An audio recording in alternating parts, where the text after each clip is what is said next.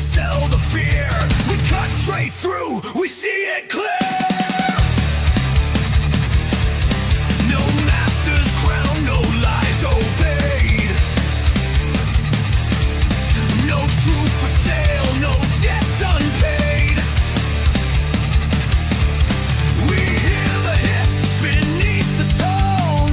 We claim the ground we stand upon. Truth, no chains, no knees, no lies. Truth, no chains, no knees, no lies we obey. Truth, no fear, no sleep, we see through the play. Truther Odyssey. Truth over trovert, truth over control. They wrap control in safety words. They dull the edge, they blur the nerve. But truth cuts clean, it doesn't bend.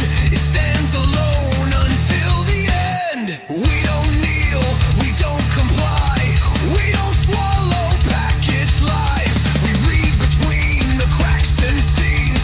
We hunt the real behind the screen. Truth, no chains, no knees, no lies. Truth, no chains, no knees, no lies we obey. Truth, no fear, no sleep, we see through the play. Truther Odyssey. Truth over lever, truth over control.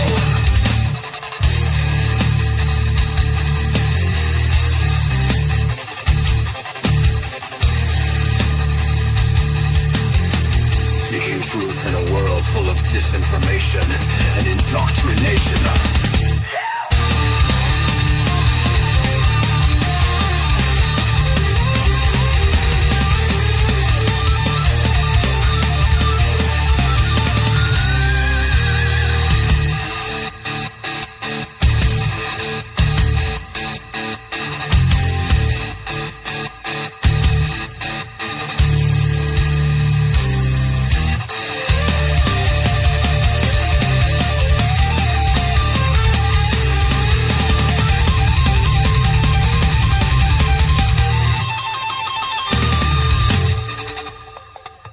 Truth, no chains, no knees, no lies. Truth, no chains, no knees, no lies we obey. Truth, no fear, no sleep, we see through the play. Truther Odyssey. Truth over covert, truth over control. Seeking truth in a world full of disinformation and indoctrination.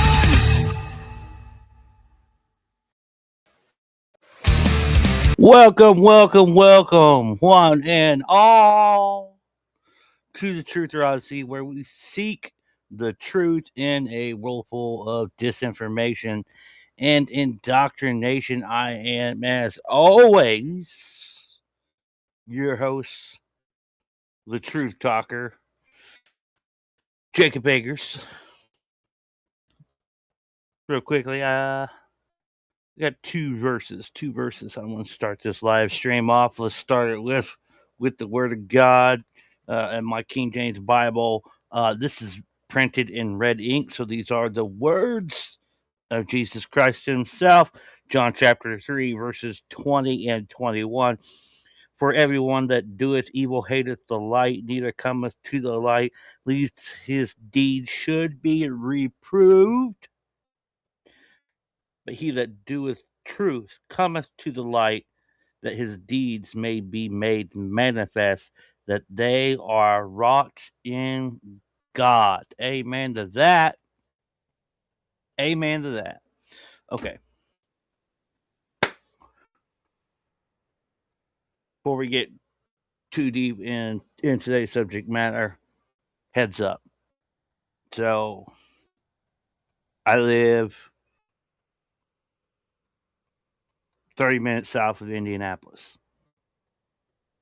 And roughly in an hour, we got some nasty weather coming. Possible tornadoes. One, keep me in your prayers. Two, and I'm hoping it doesn't happen. But if there should be a power outage, it may interrupt our live stream. So if that is the case, if this suddenly gets interrupted and it seems like the interruption is permanent, just know bad weather. Don't assume the worst. Might want to say a prayer, okay? Okay. So it is on the way, but my hope is in Christ. I'm not afraid of the weather. My salvation is secure in Christ alone. My hope is found. Amen. So just I throw that out there, just let you know it could happen. Let's hope it doesn't. We can keep this live stream going, have a good time.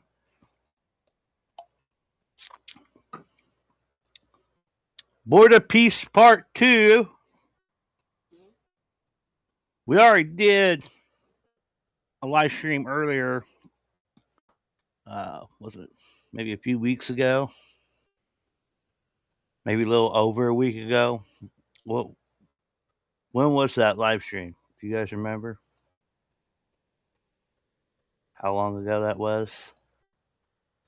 Oh, 2 weeks ago. Yeah, so it was 2 weeks ago when we got into the Border Peace, began talking about it. Heck, we did which did not on BitChute, barely got any attention. Like that got 33 views.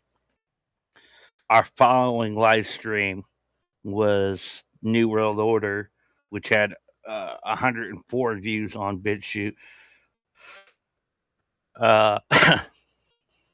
Our best performing live stream via BitChute, which most of these live streams are doing better on BitChute than on Rumble, on Locals, on YouTube and Facebook.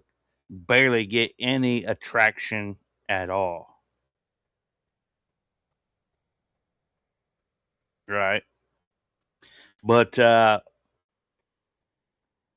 so it's probably been a little over a week since our last live stream. Ball, the god of the elites. I had to decompress. Been spending most of the time in my Bible and in prayer, reading Proverbs for each day of the month, and then been going into reading the book of Romans, Paul's epistle to the Church of Rome, because as I mentioned at the end of our last live stream, my other channel that I plan on launching soon, but first thing I want to cover in it is a study of the book of Romans, and I think that's probably, out of all of Paul's writings, Romans is probably my favorite. It's very good. I remember when I lived in Kansas City, March of 2019, twice a week.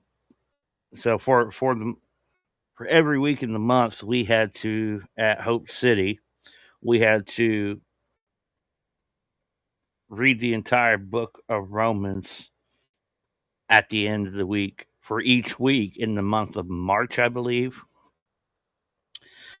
But when I was in Kansas City, I was rocking a King James and Amplified Parallel Bible. So I was reading the book of Romans twice a week before the end of the week. And each time I read it, I just like, man, how gospel oriented and how it's the simplicity of the gospel in the book of Romans is just magnificent. So when I start uh, living in truth evangelism, I want to open it up, start it off with a study in the book of Romans. I think it'll be really fun. I'm thinking about just doing that one stream on that channel, one stream a week, so I don't get overwhelmed with all the different content. But yeah, it's been good. Been reading the book of Romans and a proverb for each day of the week. So it's been going good. It's been going good. Uh, Running into people I hadn't seen in a while that it make me wonder if it was a divine appointment yesterday. Something I need to pray about. Okay, so we did that live stream a few weeks ago on the Board of Peace. Well, guess what? Which that was at Davos, so that was part of. So the world was introduced to the Board of Peace at Davos during the World Economic Forum. All right. Today was the inaugural meeting of the Board of Peace, and we're going to watch this. I caught some of it and then tuned out to start getting things ready for the live stream, like getting the thumbnail and whatnot for this. So I'm really looking forward to this. Ready to watch this thing in its entirety. And guys, you really do not want to miss this. This is via Fox News. So you can go to Fox News's YouTube channel. And this is what 2 hours and 19 minutes long. Like I said, keep a prayer of protection, so in case the weather hits, no power outages, we don't get interrupted in this transmission. If that should happen, right? Not my will, your will be done, oh Lord. If a power outage should happen, and the soonest I can get back on here, depending on how bad the damage is and how long it takes for power to get restored, we will pick up where we left off. But let's pray that we have no interruptions. We can keep going because we're gonna watch this video from Fox News on their YouTube channel. It's the runtime's 2 hours, 19 minutes, 20 seconds long, and then you gotta calculate, since I'm poor white trash and can't afford to pay for ad-free stuff, we're gonna have some interruptions, and then I'm gonna have to try to wait for the moments to skip so we can get back into the content we're trying to do. The video is titled Trump Weighs Action in Iran at Inaugural Board of Peace Meeting. Uh,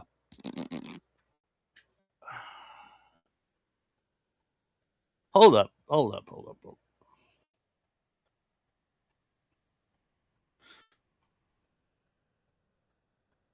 Is there a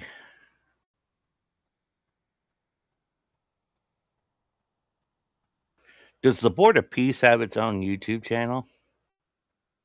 I want to think it does, doesn't it?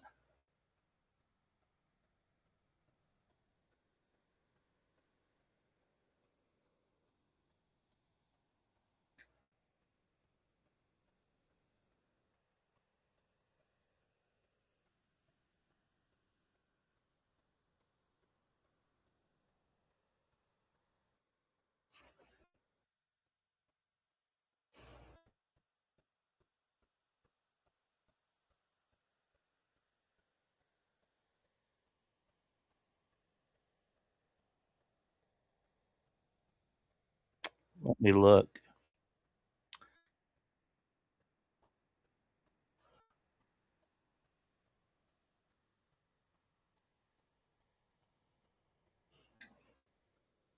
Give me a moment. See if I can.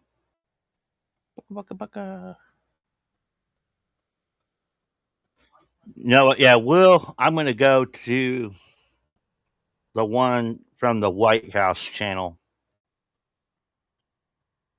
That's what I'm going to use. It's titled President Trump participates in the Board of Peace event. Some of the things I saw earlier today before I started getting things ready for the live stream was some serious got some red flags. I'm like, yeah, we need to talk about this. You guys thought he was taking it to the globalists. He's destroying the new world order. Trump's defeated the globalists. Like, yeah, well, we just found out that was a bunch of lies. Bunch of lies.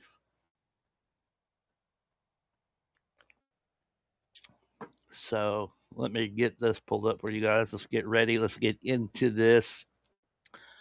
By the way, thanks for watching. Any of you who are watching, which most of the traffic for this channel are the viewers on BitChute. We outperform. BitChute outperforms Rumble every time, which is sad because the live stream is brought to you, made possible by Rumble Studios. So, but it's pretty evident that Rumble is shadow banning the Truther Odyssey because we're not biased. We expose the lies and remove the mask of all participants. Oh, ye hypocrites!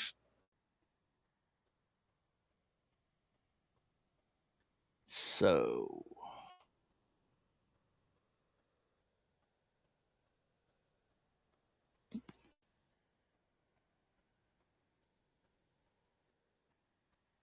you guys seeing this? Yep. Looking good. Looking good.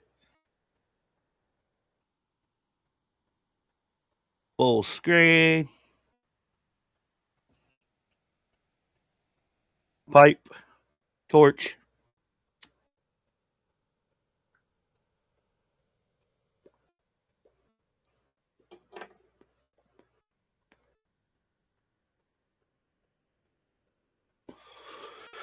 Yeah, that's the ticket. Ladies and gentlemen, please welcome the Vice President of the United States, J.D. Vance, Secretary of State, Marco Rubio, Special Envoy, Steve Witkoff, and the Executive Board Member, Jared Kushner.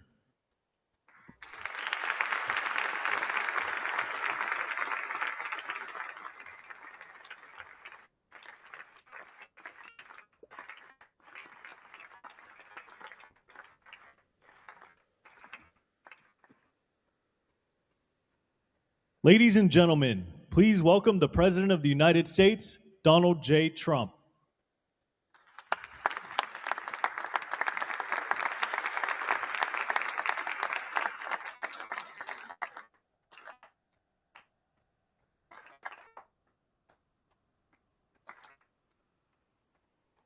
Well, thank you very much. This is a big day and lots of people watching, and especially from other countries, the leaders of, as you know, the other countries, because we have a large group of leaders And the ones that aren't here are watching on Zoom. I hope they enjoy it. And the press, we appreciate it very much, so respectful. You've been so respectful of what we're doing. What we're doing is very simple, peace.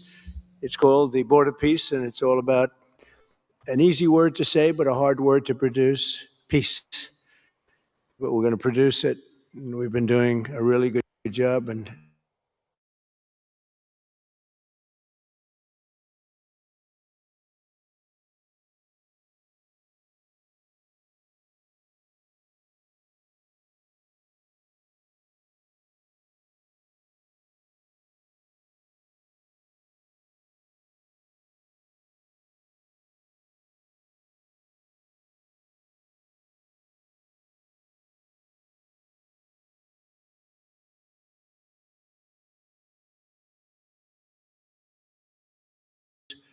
And the people that are watching by closed circuit and open circuit in many cases are so proud of it. They want it to be open, but they become incredible friends of mine. And we rebuilt our country in my first term, and now we're at a point that the United States has never seen before. We broke 50,000 on the Dow. They said that would take 4 years. We broke 7,000 on the S&P. They said you couldn't do that within 4 years. It would be impossible. And when I came in, they were all saying, if you could get to anywhere close to 45,000, it would be amazing achievement over 4 years. Well, we hit 50,000 in the first year, and we hit 7,000, which was actually tougher to do, according to the Wall Street geniuses. We hit 7,000 in the first year. They said it could take 4 or 5 years. They'd be very happy. It would have been a great job. We did it in one, but we're doing a great job. Board of Peace is one of the most important and consequential things I think that I'll be involved in. We've been involved in a lot, and really I've been involved in a lot with the people up here. We work together on ending wars with their country. Some of the wars were 32 years long, 32, 34, and a 37. That's a long time, and we ended it in about 2 days, each one of those. But we have some other work to do, and we're getting it done. Gaza is very complex. It's been amazing. I want to thank Steve and Jared for an amazing job. Marco's over there watching. Everybody's fantastic. And JD, what a job. They're all doing. It's a team. I think it's the best team ever assembled. And you see that by the results. So today is a tremendous honor to welcome you all to the United States Institute of Peace for the inaugural meeting of the Board of Peace. Very important. I believe it's the most consequential board, certainly in terms of power and in terms of prestige. There's never been anything close, because Power these and are prestige. the greatest world leaders. Almost everybody's accepted, and the ones that haven't will be. Some are playing a little cute. It doesn't work. You can't play cute with me. But they're playing a little bit. But they're all joining. Everybody. Most of them very immediately.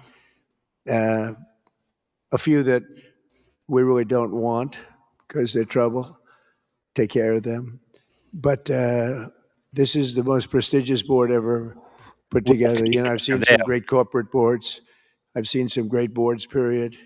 It's peanuts compared to this board, because we have virtually everyone is the head of a country other than Johnny, but he's the head of soccer, so that's not so bad, right, Johnny? I like your job the best, I think. And by the way, your World Cup has set every single ticket record in the history of soccer. In the history, nobody's ever seen anything like it. The sales are virtually complete. Nobody's ever seen anything. So congratulations, you made a good decision. We did it together. Thank you, Johnny. Great guy. So I want to thank the many leaders and dignitaries who have traveled great distances and lengths for the important gathering that we're at right now. This building was built for peace, and nobody knew what to name it. And then Marco named it after me. I had nothing to do with it. I swear I didn't. I swear I had no idea. They said there's a surprise coming. I didn't know that surprise. I thought they were going to give me a lot of money or something, maybe cash. Could always use some extra cash. But I came and they stopped the beautiful beast I got out very safely, I'm sure, and looked up, and there it said, Donald J. Trump on the building. And when I say that had nothing to do, nobody believes it, and that's okay. But I appreciated it. That was Marco and JD and a group got together and they did that, and I just thought it was very nice. And it makes me work harder. We're going to have to work harder. We're going to have to make this building much more important. It's brand new. They built it for peace, but nobody occupied it. Nobody knew what the purpose of it. But the architecture is so beautiful, and it was with the meeting rooms, the reception rooms. It's really amazing. Who would think that it was built without anybody in mind or anything in mind, and then the State Department took it over. They liked it. Marco came over one day. He saw this. He said, "This building is great," and he actually claimed it. Right? He claimed it, and that's what he does. Where is Marco? I said, "Marco, is that true? You claimed this building. You took it away from about 5 groups that wanted it. That was done very quickly, very methodically, but it was really, really built so beautifully and such a beautiful building." But we work together to ensure the brighter future for the people of Gaza, the Middle East, and the entire world. I think that the Board of Peace, because it's mostly leaders and unbelievably respected people, but mostly leaders of Middle Eastern countries, countries from all over the world, and they've been very generous with money also. And the United States, which I'll say in a moment, is also very generous with money. Because there's nothing more important than peace. And there's nothing less expensive than peace. When you go to wars, it costs you 100 times what it costs to make peace. And we have a man at the end right there that's smiling because you learned that after 30 years of fighting, right? 30 years of fighting, we got it done. I want to thank you very much. That was a great thing you did. You and your new friend, they came to my office and they said, I've been fighting for 22 years. Now you're there for 23 years, right? But I've been fighting for 22 years. That's all I've done is fight this gentleman. And his counterpart was there for 7 years. He said, I've been there for 7 years. All I've done is fight this gentleman. And we had it worked out in about 24 hours, right? And it's been a good peace. And I think they've become friends. I'm not sure I'm allowed to say that, but I think so. I think they've become friends, right? Right. Great. Stand up. Stand up. These are 2 tough cookies, too. You think that was easy? It wasn't easy.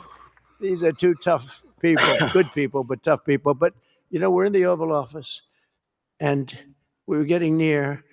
But the one was at one side of the room. I have 2 chairs right in front of the desk, the beautiful, resolute desk. One's over here. One's on the other side of the room. I said, folks, could you get a little closer? Well, I don't know. They felt very uncomfortable. They've been killing each other for 32 years. So I say, can you get a little closer? After 1 hour, they were right next to each other. We made a deal. They hugged, they signed, and we had peace with 2 very important countries, and I'll never forget it. So they started off a little weak, and they ended up really strong, and you can be very proud of yourselves. It was a beautiful thing to see. Thank you. Look at that. Do you believe it? 32 years. Thank you. Thank you very much. But we're honored to be joined today by Prime Minister Rama of Albania. Where is President Milei? You're another one, I'll tell you. Where is President Milei? I endorsed him. I'm not supposed to be endorsing people, but when I like people, I've had a very good record of endorsing candidates within the United States. But now I endorse foreign leaders, including Viktor Orban, who's here, and others. And I endorse this gentleman, Milei. He was a little behind in the polls. He ended up winning in a landslide. I just endorsed the Prime Minister of Japan. She was in a tight race, but was probably going to win. And she won in the largest number in the history of Japan. So she likes me a lot. But it was an honor, and you're doing great. Oh, look, they're sitting right next, Victor. But ultimately, I think I'm going to end up endorsing. Hey, look, as long as it works, it's okay with me. But the endorsement seems to be working in foreign countries, too, so that's good. But nice to have you both. Victor, nice to have you both. Very proud of you. The Prime Minister another really just a great guy, Pashinyan of Armenia, President Aliyev of Azerbaijan. I love saying that name now. You know, at the beginning it was giving me a hard time. Now I love saying it. It's a beautiful name. I love it. His Majesty King Hamad bin Essa Al Khalifa of Bahrain. Bahrain. Thank you. Thank you. Where are you? Where are you? He's so rich, he can sit there. He can sit wherever the hell he wants. You know, he could sit up in the corner. He could sit up top. He might take a piece of this building, Marco. He'll take 25% of the building for about $6 billion. Thank you. And you've been very generous also. We appreciate it. Prime Minister Hun Manet of Cambodia. Raise your hand wherever you may be. Because, yeah, hi, how are you? Congratulations. That was another one, right? We did a good job with that one. Prime Minister Madbouli of Egypt. Thank you very much, and say hello to the General/President. Okay?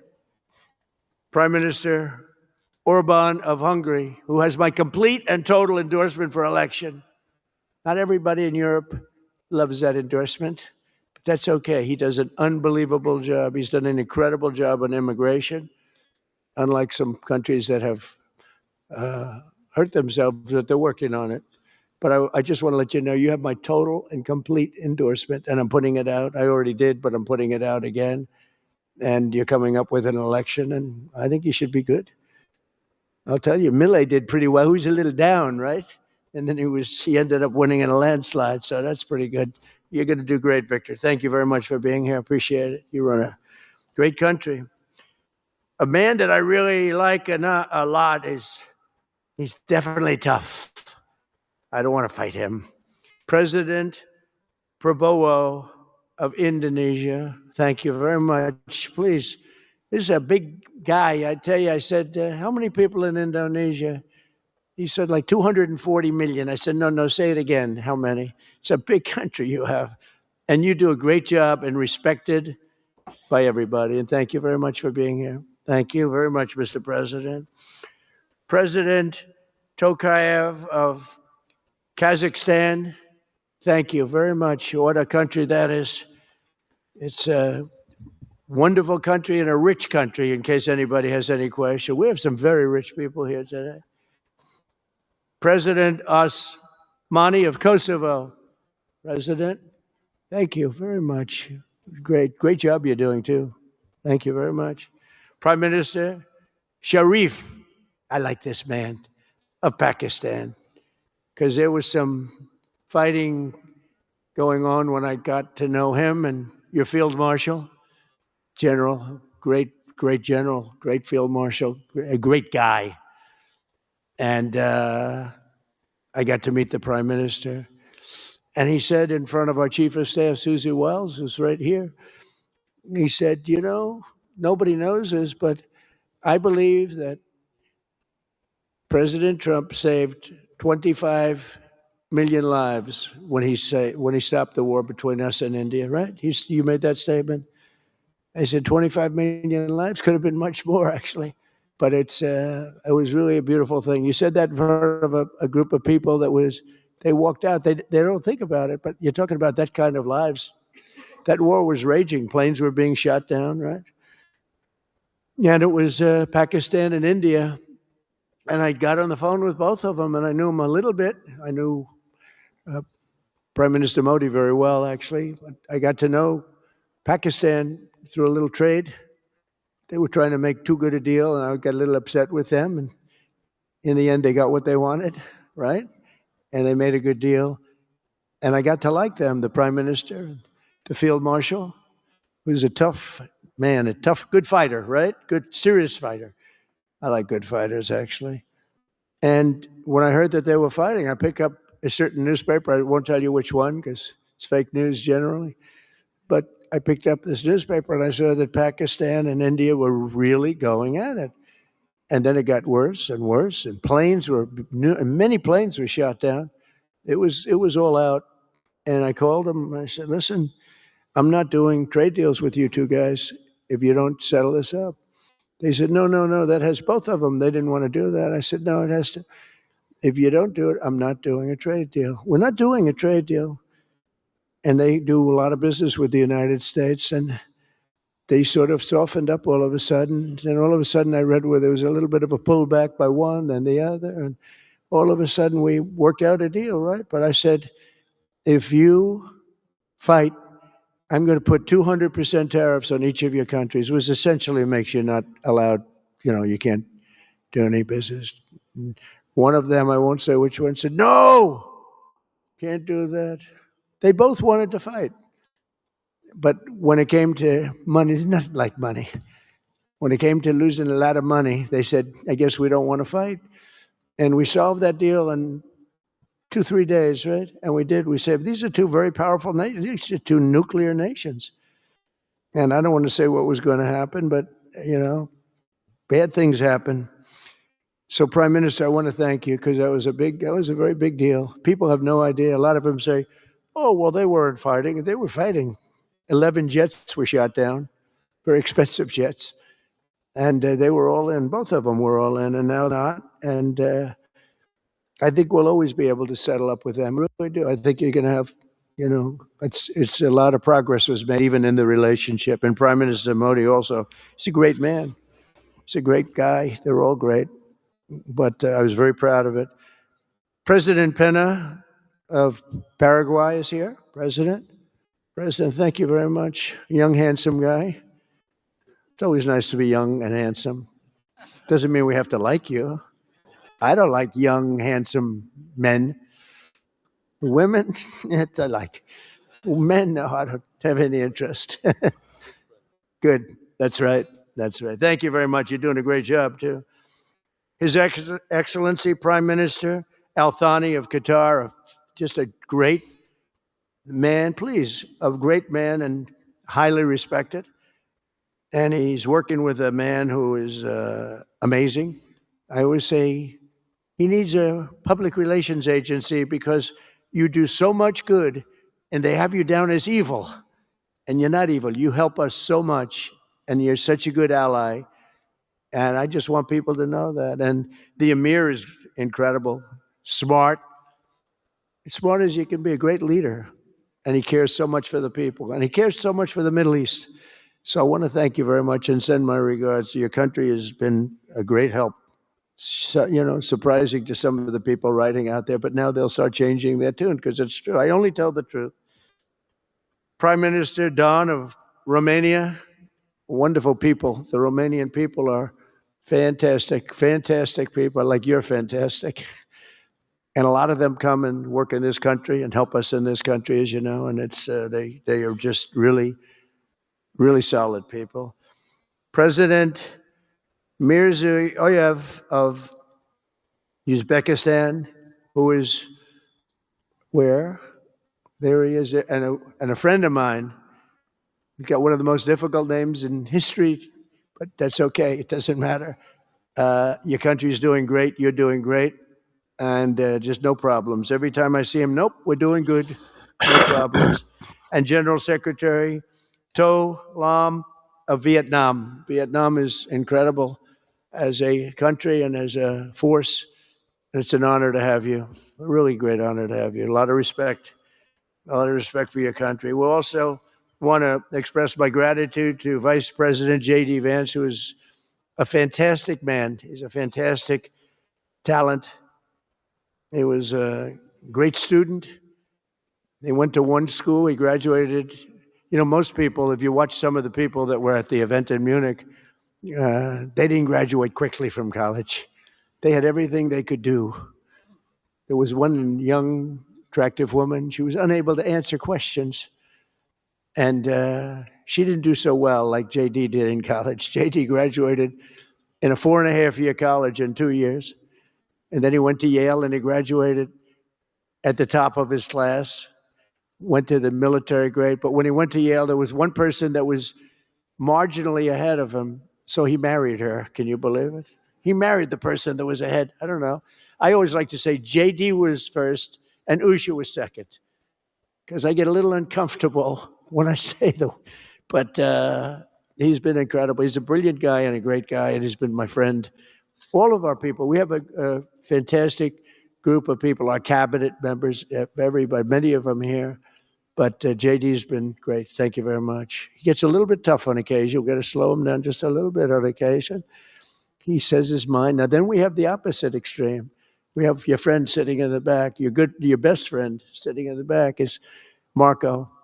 Marco does it with a velvet glove, but it's a kill, right? The result is the same. They do it very differently. And Marco, you really did yourself proud 2 days ago in Munich. In fact, so proud that I almost terminated his employ.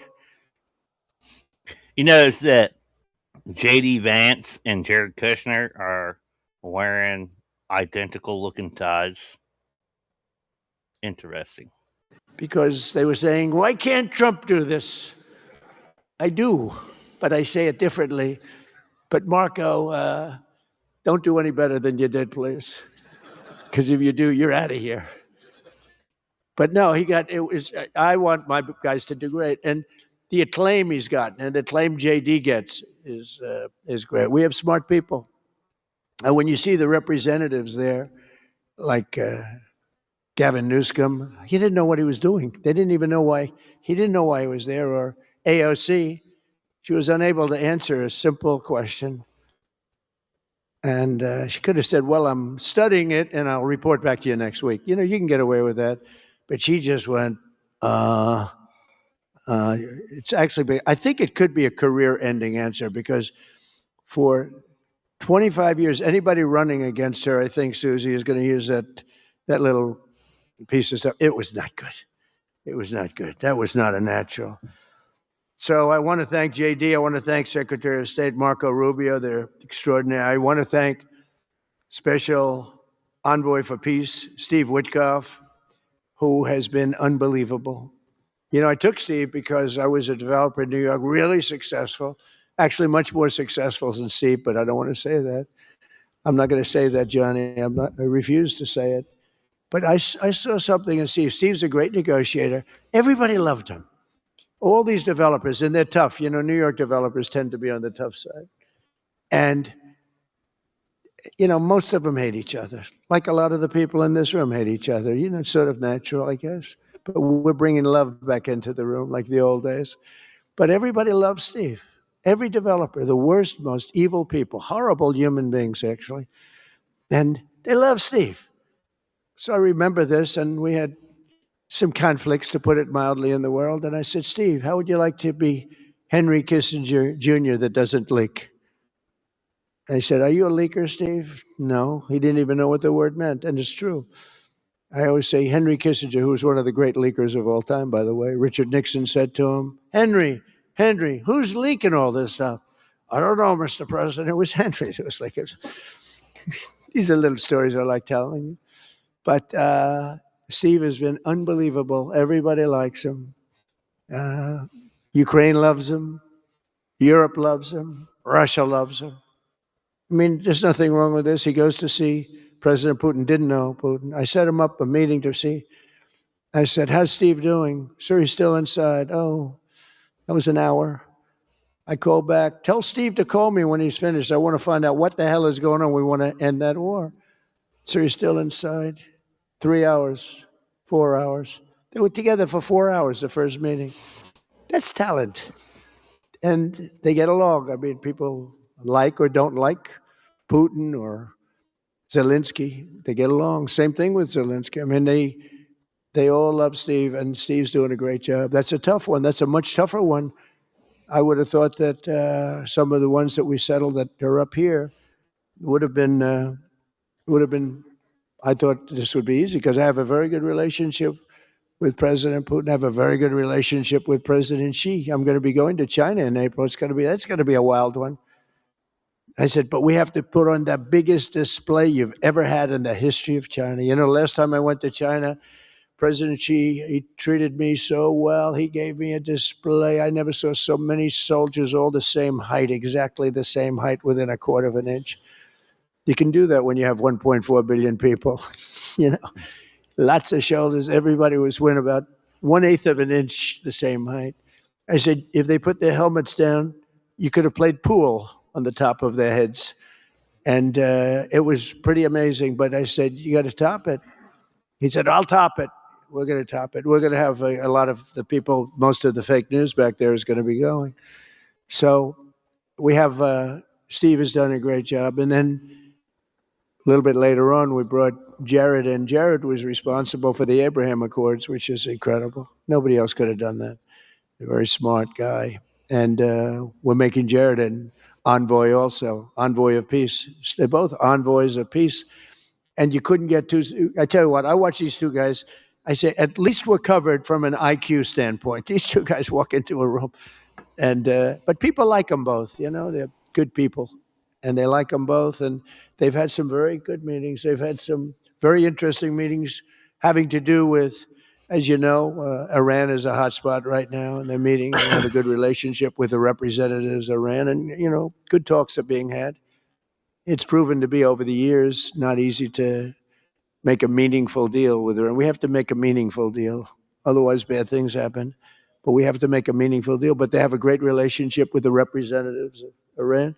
They have a great relationship with the other one that they're really working on now. Because so many of these, I mean, as an example, Kosovo, Serbia. I did that one. Could you stand up if any of you guys are, when you're here, just stand up for a second. Kosovo, Serbia. Stand up. What a job. Thank you very much. We appreciate it. So good. And you're getting along. And when you don't get along, you'll call me and we'll get it solved, right? We'll get it solved. Thank you very much. Really good. And then again, Pakistan and India. That was a big one. And just, I think you should actually stand. Come, please, stand just for a second. Pakistan and India, thank you very much. And I spoke to Prime Minister Modi. He's excited. He's watching us right now. Egypt and Ethiopia. We're going to get that, you know, there's a little dam that got built. Little dam, like maybe the largest dam in the world. Built and financed, of course, by the United States brilliantly.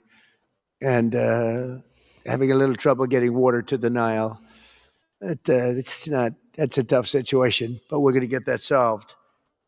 Armenia and Azerbaijan, we talked about. And again, thank you, fellas, very much. Great job. Great job. Thank you. Cambodia and Thailand. So incredible what you did, that you got together and it all worked out. They're watching right now on closed circuit. Thank you very much. And thank you. That was a big one, Cambodia and Thailand. These are nasty fighters, I have to tell you. These fighters are nasty. Now we talk about, you talk nasty fighter, you're nice guys compared to this. Congo and Rwanda. That was, and we've got them pretty peaceful. There's little flare-ups every once in a while. I'll get a call once a week. Sir, there's a flare-up in the Congo again. We'll get it straightened out, right, Susie? We get it straightened out. And Israel, as you know, with you could say Israel and numerous countries if you want to really know the truth, but Israel and Iran, and we'll see where that goes. But when you think of Israel, we've done the biggest thing of all. We have peace in the Middle East right now. That's bigger than people said it couldn't be done. For 3,000 years, they've been talking about Middle East. They said it couldn't be done. And you look at what's happened in Gaza. And one of the keys to it was when we took those beautiful, magnificent, we just ordered 22 more of them, updated model. The B-2 bombers are incredible. I never understood the B-2 bomber. I'd watch, it's a wing. And I've never quite understood that, Johnny. I'd look at it, I'd say it was beautiful, but what does it do? It carries very big bombs. And it went into Iran and it totally decimated the nuclear potential.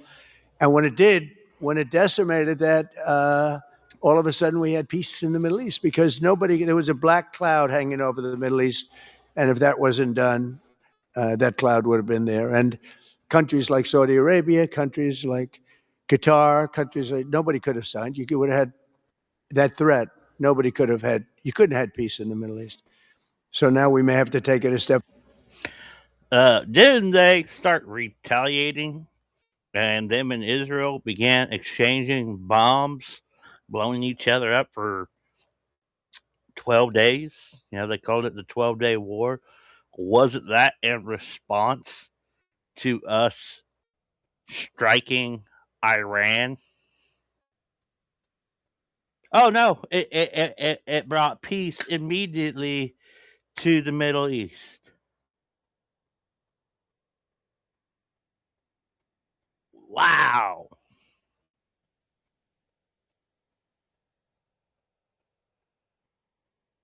Further, or we may not. Maybe we're going to make a deal. You're going to be finding out over the next probably 10 days. But this meeting today is proof with determined leadership, nothing is impossible. When I took office, the war in Gaza was raging with thousands of people being killed and no end in sight. Today, thanks to unrelenting diplomacy and the commitment of many of the great people in this room, we have 59 countries signed up on Gaza. Think of that. We have, it's amazing. But all the people, many, really so many in this room, the war in Gaza is over. It's over. There are little flames, little flames. Hamas has been, I think they're going to give up their weapons, which is what they promised. If they don't, it'll be, they'll be harshly met, very harshly met. They don't want that. All the stuff like they don't mind dying. They told me that's not true. Everyone said, oh, they don't mind dying. No, they don't want to die. They said, we don't want to die. People don't want to die. The ceasefire was held, and every last remaining hostage, both living and dead, has been returned back home. Think of that. That was an impossibility. And we did hundreds of hostages, but the last 20, and I always said to Steve and Jared, I said, the last 20 are going to be very tough, very, very tough. And we got them back. We got the living back, and then we only got about 16 of the dead. And we said, well, you got to get them all. You promised them all. And they dug and dug and dug. You can imagine it's a job that's brutal. And Hamas really did a lot of that work. And you got to give them credit for that. They brought the last one home a week ago, and we got all 28 of them, living and dead. The amazing thing, because I've never seen anything quite like it, the parents of the dead, they knew their boy was dead. This case, boys, all boys, men, but to the parents' boys, they knew their boy was dead. They wanted that dead body as much as if he were alive. And when they got them back, there was great sadness, but there was great joy too. They wanted it as much as the people that got their sons back alive. But we got a lot of people before those 20, Steve, what nobody talks about, but hundreds of people. We did a good job, and you guys did a fantastic job. I want to thank every nation that helped us achieve this monumental breakthrough, saving countless lives, and really bringing peace and bringing the concept of peace, because nobody thought peace in the Middle East. I always heard peace in the Middle East is impossible, and it's turned out not to be. And we do have some work to do with Iran. They can't have a nuclear weapon. It's very simple. You can't have peace in the Middle East if they have a nuclear weapon, and they can't have a nuclear weapon, and they've been told that very strongly. Since the hard-won ceasefire of delivery of vast amounts of humanitarian aid, numbers that nobody's ever seen before. In November, the United Nations Security Council unanimously approved the Board of Peace. And last month in Davos, we welcomed over 24 members to this very important new organization. And we are very closely working with the United Nations. In fact, I'm going to speak to the Secretary General in a little while. He's a good man. And I've had a good relationship. Other than in my last speech, they did turn off my teleprompter. I got up there. My teleprompter didn't work. I'm sitting in front of all of you people and more. I had no teleprompter. I knew I was in trouble because I'm walking up. The teleprompters are over here. I had the most beautiful speech ready. I was all set to knock them dead. First, I had an escalator that stopped. You know that. It's going up. Boom. It's lucky my movie star first lady was in front of me. because I put my hand on a certain part of her body, and I was able to stop my fall. Otherwise, because she had no trouble, I said, boy, that was a very sharp stop, Johnny. So I said, that was strange. I've been on a lot of escalators. That's never happened before. Usually it stops very slowly. This was just boom. But our First Lady was right in the proper location for me. I'm waving to people, and she was holding on a little tighter. She knew what was happening. She did. She said, that's a very successful movie out right now. Like, #1. Can you believe this? Directed by Brett Ratner, who now was really good buddies with Jeffrey Epstein. And it's a big movie star. And I always say it's trouble because I always say there's not room in one family for 2 stars. I told her that. We can't have 2 stars in one family. So I don't know what that means, but it's not good. But it is good because we're proud of her. She did people in the United States love the First Lady, and she did the movie, and it's become the biggest selling documentary in 20 years. Can you believe? The theaters are all packed. Women especially, they go back and they see it 2 or 3 times, 4 times. But together we're committed to achieving a Gaza that is properly governed throughout. The whole area is going to be, so many countries that have really nothing to do with the Middle East, but they're maybe somewhat close by. They're all involved. They want to go in and fight. They tell me all the time, we'd like to send soldiers to fight if it's necessary. And I don't think it's going to be necessary. We have 2 countries that want to go in and do a number on Hamas. I said, I really don't think I hope it's not going to be necessary, because they made a promise, and they promised me get rid of their weapons. Looks like they're going to be doing that, but we'll have to find out. But it's no longer a hotbed of radicalism and terror. And to end that, we have today, and I'm pleased to announce that Kazakhstan, Azerbaijan, UAE, Morocco, Bahrain, Qatar, Saudi Arabia, Uzbekistan, and Kuwait have all contributed more than $7 billion toward the relief package. That's great. Thank you, fellas. Thank you.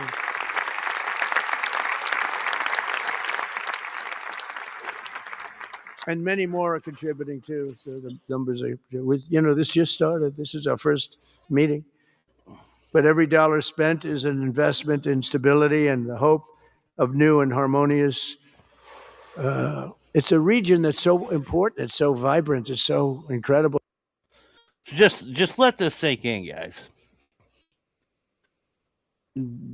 He really doesn't need to run for a 3rd term as president of the United States now, because he is the director of the Board of Peace.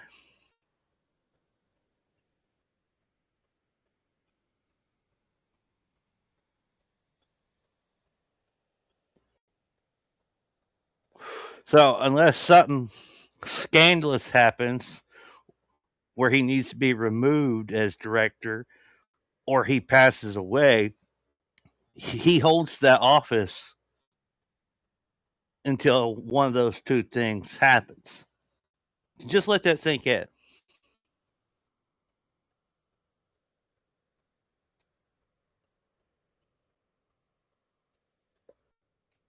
Well, the people are so incredible, but we want to have a harmonious Middle East. The Middle East is amazing. So many friends in the Middle East. They're so smart. Sometimes they're too energetic. That's the, a lot of people aren't energetic. Sometimes they're a little bit too energetic. These are great people. The world is now waiting on Hamas, and that's taking place. And it's the only thing that's right now standing in the way. We have Lebanon with certain things that we're working on that are very important. We have to solve the problem of Lebanon, but it's relatively small in terms of what's been done. And again, the key was getting rid of the nuclear potential, because Iran would have had a nuclear weapon based on everything we found out since within 1 month. We can't let that happen. So many of our friends in Europe are attending today, and we're eager to have them become full members. They all want to become full members, and we've had a great response from Europe. And Europe is, it's where I come from, where so many people come from that are in the United States. But we have a great relationship with Europe. We have a great head of NATO. He is a fantastic man, and he's doing a great job, really great job. I'm excited to announce that Norway has agreed to host an event bringing together the Board of Peace. Oh, I thought when I saw this note, I'm excited to announce that Norway, I thought they were going to say that they're giving me the Nobel Prize. Oh, this is less exciting. Oh, it says, I'm excited to announce that Norway, and I'm saying, oh, great, I'm getting the Nobel Prize, finally. Finally, they got it right. But I don't care. I don't care about Nobel Prize. I care about saving lives, just so you understand. We play and we all, do what we have to do. I only have one thing. I don't want to see people killed from parts of the world that are very far away from the United States. And if I have an ability to turn off wars, I want to use that ability because it's people, millions of people.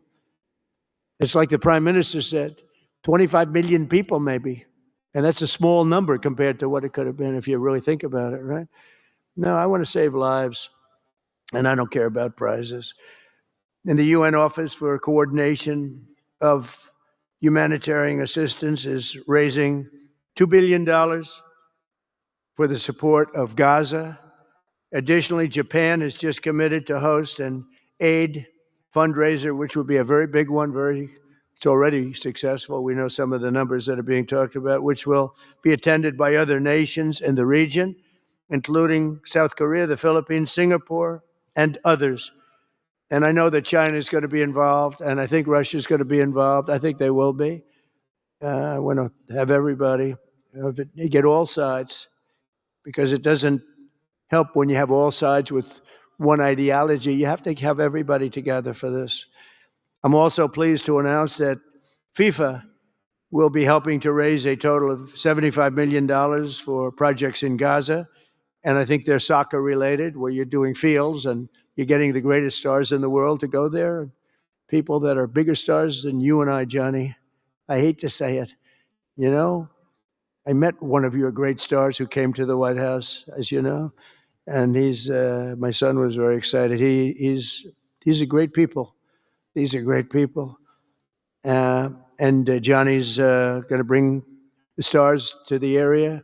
And they're really known. People in Gaza know every one of them, right? So it's really something. And we'll soon be detailing the announcement. And if I can I'll get over there with you. I want to thank Johnny and FIFA for all of the wonderful things they did and are doing. They gave me their first Peace Prize. They gave me a Peace Prize. I think they saw that I got screwed by Norway, and they said, let's give him a Peace Prize. I mean, very good. Thank you, Johnny. I appreciate it. Johnny's very smart. He's very, very smart. The nations represented here today, just in closing, are not just contributing money.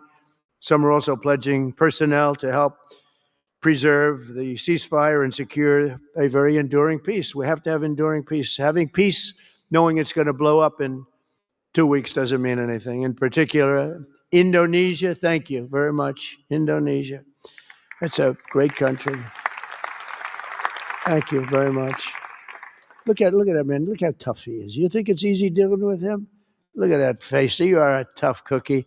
And we say it lovingly, too. We need strength. You say, see, he doesn't mind. He's tough and he's smart. And smart is more important.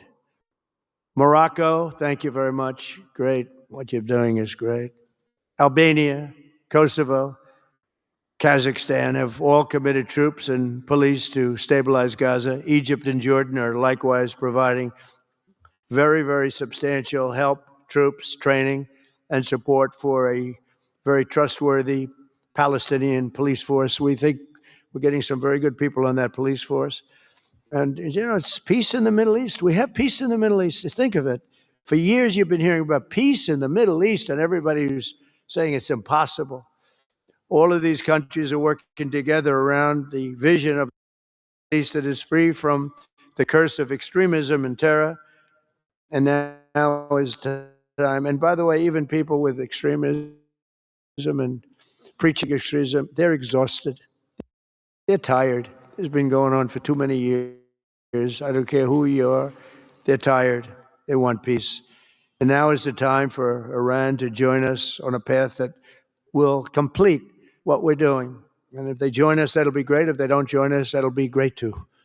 But it'll be a very different path. They cannot continue to threaten the stability of the entire region, and they must make a deal.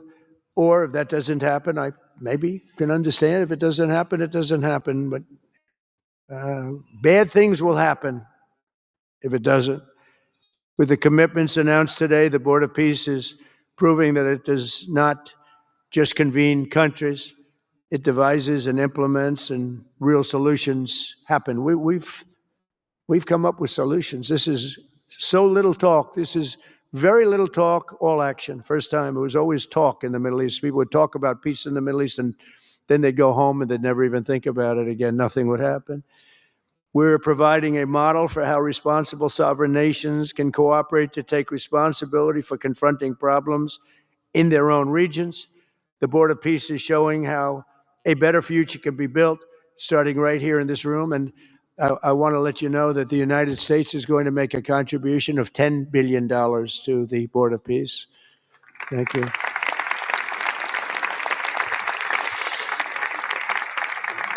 And we've had great support for that number. And that number is a very small number when you look at that compared to the cost of war.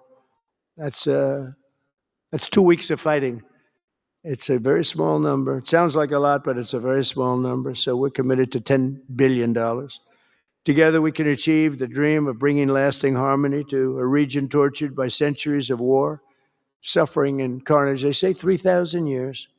And hopefully we can lift up the eyes of the world to envision how other intractable conflicts can be settled. So many conflicts, they'd say, are impossible to settle, and we get them settled. We got, of those 8 that we settled, most of them were said to be not settleable. And they not only got settled, they got settled within days. More impossible problems can be solved as we go along this very beautiful path. I think it's a beautiful path. I think it's such an important day. Even the weather's beautiful. We walk in, it's beautiful. Everything's beautiful. But the ancient wounds can be healed, and they are indeed ancient. This has been going on for so many centuries that our entire planet will be a better, safer, more beautiful, and more peaceful place for us all. We're going to be working with the United Nations very closely. We're going to bring them back. I think the United Nations has great potential, really great potential. It has not lived up to potential. The 8 wars, I never even spoke to them about one of them, and I should be speaking to them about all of them. Someday I won't be here. The United Nations will be, I think, is going to be much stronger. The Board of Peace is going to almost be looking over the United Nations and making sure it runs properly. But we're going to strengthen up the United Nations. We're going to make sure its facilities are good. They need help, and they need help money-wise. We're going to help them money-wise. And we're going to make sure the United Nations is viable. And you have some very good people at the United Nations, can do a good job. But as I said, I've said it for years, United Nations has tremendous potential. A lot of people didn't like when I said it. They said, oh, you shouldn't say that because, we don't care about the United Nations. No, it's really very important. And I think it's going to eventually live up to potential. That'll be a big day. So I want to thank everybody for being here. You're my friends. You're great leaders. You're great people. And I can honestly say, you're strong leaders, you're tough leaders in many cases, and every single one that I'm looking at that's right here, I've gotten to know and I've gotten to respect, and really you're friends of mine. And if I can help you at all, you let me know. But this is going to be something, the Board of Peace will be something that the likes of which I don't think anybody's seen before. And thank you all very much. It's a great honor. I'm going to ask J.D. Vance to come up and say a few words. Thank you very much.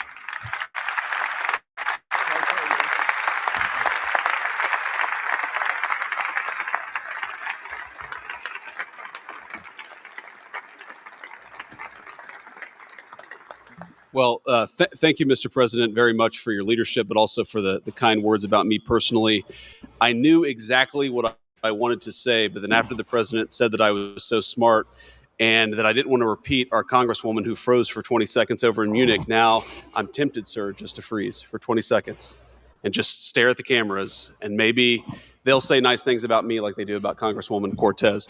But I have three very brief messages. First of all, to the President of the United States, but to the entire team, to Marco, to Steve, to Jared in particular, who've done such an incredible job. I think what this Board of Peace represents is a recognition that if you actually have a President of the United States and a team that's committed to diplomacy, it can actually work. When I look at what happened to Israel on October the 7th, all those innocent people who were murdered, the fact that you had all of these hostages, and of course, a terrible war that came from it, I remember thinking to myself, how is it ever going to be possible to get these hostages home safely, to make it possible for the people of Gaza to actually have a reasonable future, but also to ensure that Israel is never attacked again? It turns out the answer was you just needed a president who was committed to the effort and committed to the work, and that's what we had, thankfully, under the leadership of this president. And you got to make peace, but then you have to make the peace stick. And that brings me to my second point. That's what the Board of Peace, I think, is fundamentally about, is making the peace stick. And it's an incredible thing that you guys have all done. So to all of the leaders gathered here today who are investing in the future, who are investing in peace, we're grateful to you. We're grateful for your partnership. And in particular, I think to the president of Azerbaijan and the prime minister of Armenia, who I just saw last week, thank you all for making it possible and for showing what real leadership can accomplish. When you set aside weapons and killing and destruction and invest in your people and invest in prosperity, it can create great things. So thank you both for what you did. I think it showed great leadership. And finally, to the American people, I think it's important that the American people recognize why we're here today. And the reason that we're here today is, yes, to save lives and yes, to promote peace, but this creates incredible prosperity for the American people. The countries represented here represent trillions of dollars of investment in the United States of America that would not have been possible without this president's leadership and advocacy for peace. The economies here represent millions of American jobs of people who are receiving products built in American factories and made by American workers would not be possible without a focus on peace. So, Mr. President, while I think this is great for the world, I also think it's really, really great for the United States of America. So we're looking forward to the partnership. With that, I want to turn it over to the MC for the rest of the program, and that is our great press secretary, Carolyn Levitt. Thank you.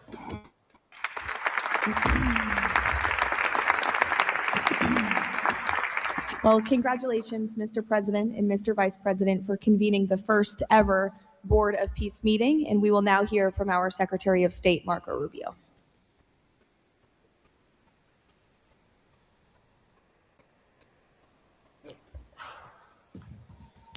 I'll be brief and to the point. We want to talk a little bit about the strategic vision of this organization and begin doing so by first acknowledging that we are here today because the President of the United States, Donald J. Trump, has both an ability and a willingness to use the power of his office to think outside the box. And that's why we're here today. This was a very unique crisis in Gaza, one that the existing international institutions could not solve or figure out. It needed a very specific type solution that required the partnership of all the nations that are here, including those that are here on an observer status. And we appreciate you coming today and being a part of this as well. And that's the point I want to drive home today. And soon you'll hear from Steve and Jared, who, by the way, deserve an incredible amount of credit for pulling this together and working countless hours and traveling all over the world. They truly deserve our appreciation and thanks for the work they've put in under the leadership of President Trump to make this possible. This Gaza situation was impossible to solve under orthodoxy, under existing structures. And so what we did is they went to the UN and they got the UN's approval to put this group together and bring these nations together to come up with a very specific solutions to a very unique and specific problem. We have a long ways to go. There's a lot of work that remains. It will require the contribution of every nation state represented here today, and we thank you for being a part of it. And we hope that this can serve as a model for other complex and difficult situations so they can be solved in the same way. But right now, the focus is on this one. We have to get this right. There is no plan B for Gaza. Plan B is going back to war. No one here wants that. Plan A, the only path forward, is one that rebuilds Gaza in a way of enduring and sustainable peace where everyone can live there side by side with one another and never worry again about returning to conflict, to war, to human suffering, and to destruction. And again, Mr. President, thank you for having the vision and the courage to pursue something that has never been done before. And we're not done yet. And thank you to Steve Woodcock and Jared Kushner for the time and the work they put into this. And thank you on behalf of the State Department and the U.S. government to all of the nations that are here. Every one of you is indispensable, including our observer partners, who we hope can find your way to join us at some point as officially part of this. But we are grateful for the fact you're here today and the contributions you've made already. Thank you.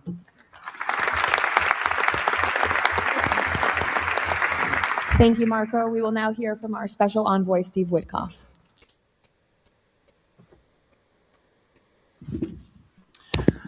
Thank you, everybody. You notice that she doesn't wear her cross anymore? When she took that job, she was always wearing a cross, and now she doesn't. So it's kind of interesting. I wouldn't wear mine if I was lying, so. Being here, I don't know if we ever believed that this was possible when we first started envisioning a board of peace. But of course, under the president's indispensable leadership, and it begins with that, it begins with President Trump's leadership and his direction. We are here today, and it's pretty amazing. I think we have some people to thank. We had an amazing partnership between the mediating countries, Qatar, Egypt, Turkey, Prime Minister Mohammed. You are an exceptional human being. You really are. Ali, thank you for everything you did. That's you right over there, Ali. Wherever Hakan is, Hakan, you were amazing. And so was Ibrahim and President Erdogan. And of course, to the Egyptians, Badr, I know you're smiling because we went through so much. And General Hassan was amazing. We all became friends here. And Prime Minister Sisi, President Sisi, pardon me, and so many others. But our team, JD, your insight, your counsel, and Marco, you're an amazing secretary, and it's a privilege to work for you. And Jared, you are my dear friend and the best partner I ever had. You are an amazing person. But Mr. President, it is my greatest honor to work for you. It is the blessing in my life. I've had many blessings. I don't have to be a practicing lawyer anymore, but this is my greatest blessing. But I also have to mention one other person who is important to this discussion. Oh, the Israelis, I forgot. Prime Minister Netanyahu. Without him, much wouldn't have been accomplished as well. And that's really important that we acknowledge him here today, and Ron Dermer.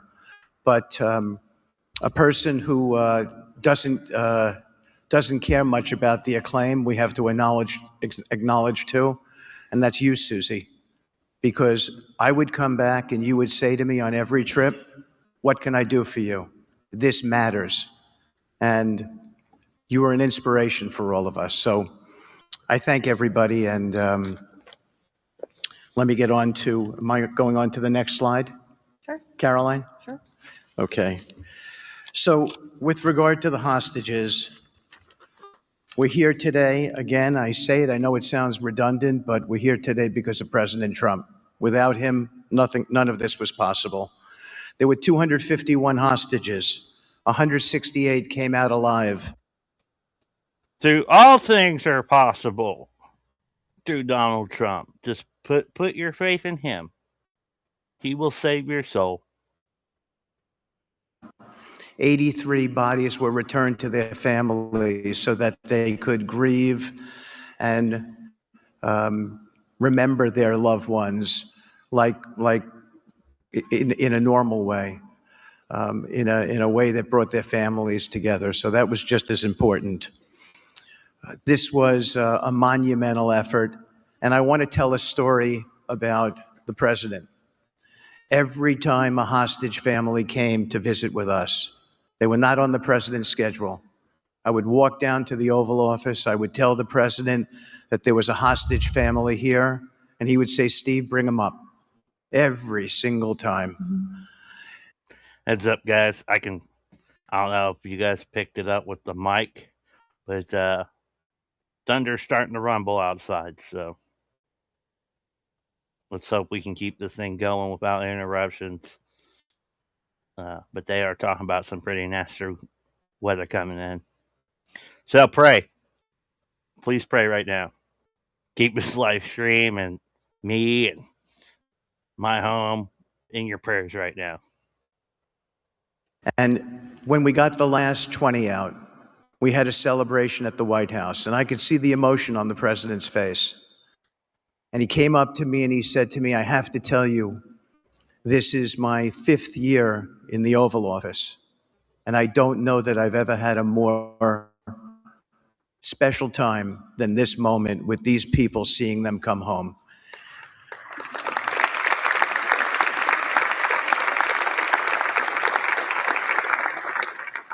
And I Yet he won't meet with the victims of Jeffrey Epstein. I wonder why. said to the president, you have to look around because none of them would be home without you, sir. None of them. Well, I don't know if you have seen, but you're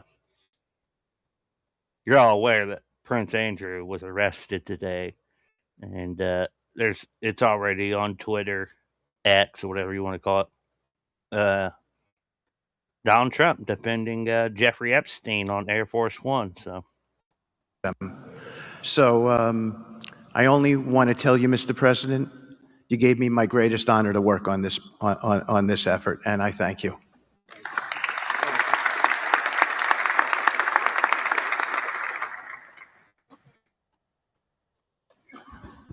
Thank you, Steve. Now you're going to hear directly from the team that has been tasked with implementing President Trump's 20-point plan for Gaza, beginning with our ambassador to the United Nations, Mike Waltz.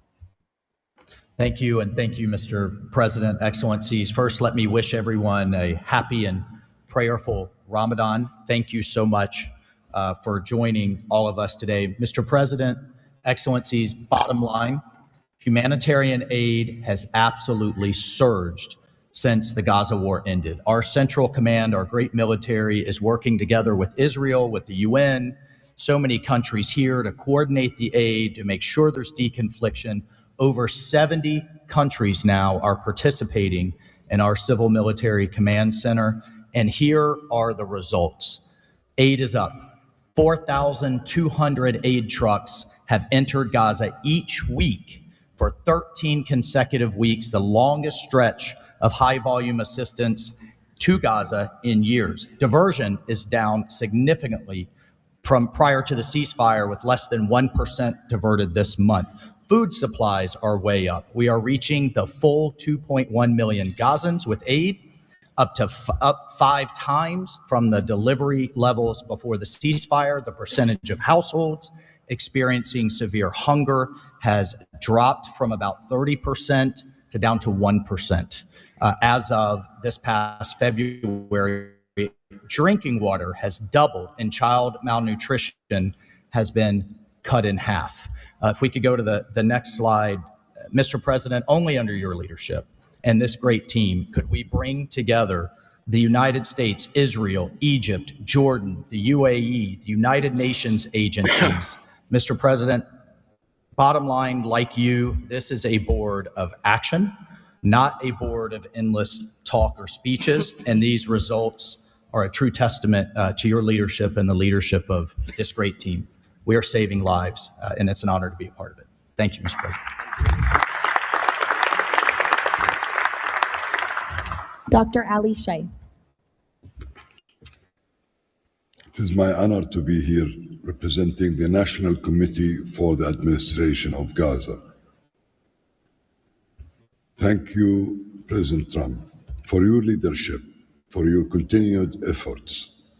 A new governing authority is now in place for Gaza, with a clear mandate and a clear commitment to establishing development and stability. However, we are operating in extremely difficult conditions.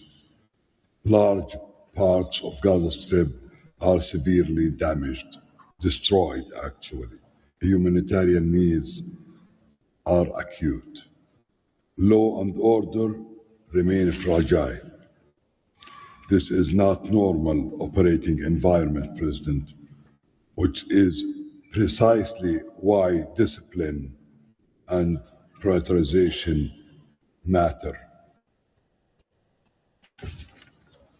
Our priorities, therefore, are defined into 4 categories. First, restore security via professional civilian police under one authority, one law, and one weapon, including training and developing 5,000 Gazan police to be deployed in 60 days. Secondly, revive economic activities and livelihoods, creating decent jobs, especially for our young population. Thirdly, ensure sustainable emergency relief as described earlier. Fourthly, restore basic services including electricity, water, health, and education. And last but not least, is access and movement. Our mandate is simple, President. Step by step, to build the foundation for lasting peace, dignity, and prosperity for the people of Gaza. And this is where we count on your continued leadership and support. Blessed the peacemaker. Thank you.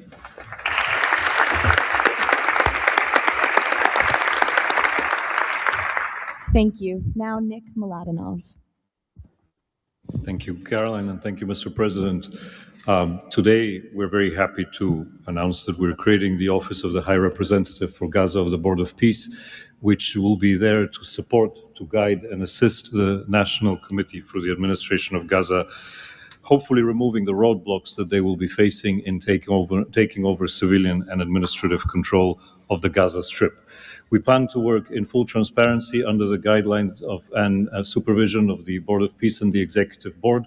And of course, we will do that in great coordination with the Israel and with the Palestinian institutions, who we both require to make this work on the ground. And certainly with my very good colleague here, General Jefferson, the International Stabilization Force that is coming together. Mr. President, if I can actually use the opportunity to announce some breaking news that as of this morning, we started the process of recruiting Palestinian police force that Ali was just referring to. And just in the first few hours, we have 2,000 people who have applied to join a new transitional Palestinian police force to be formed in Gaza under the authority of the National Committee, with the support of the Board of Peace, trained in Egypt, where we have received an excellent proposal of how to do that forward. And this is critical to what we need to do as we begin this process. And if we may move to the second slide. It is this Palestinian security force, under the authority of the National Committee for the Transition Period, that will allow us to ensure that all factions in Gaza are dismantled and all weapons are put under the control of one civilian authority. The only way to do that is the full implementation of the 20-point plan and the UN Security Council resolution, which binds us all to make sure that that is the way forward. We have now a fully agreed framework with the mediators on how to do this, and I thank very much the state of Qatar, Egypt, and Turkey for their excellent support in this. We now need to move forward on communicating it and negotiating the details of the implementation plan with the factions on the ground. But rest assured to all of you that we're on the right track. And if I can ask one thing of all of us, is to make sure that we have one message. There is no other option except the full demilitarization and decommissioning of all weapons in Gaza for reconstruction to begin and for people to have a new way of life going forward. Thank you.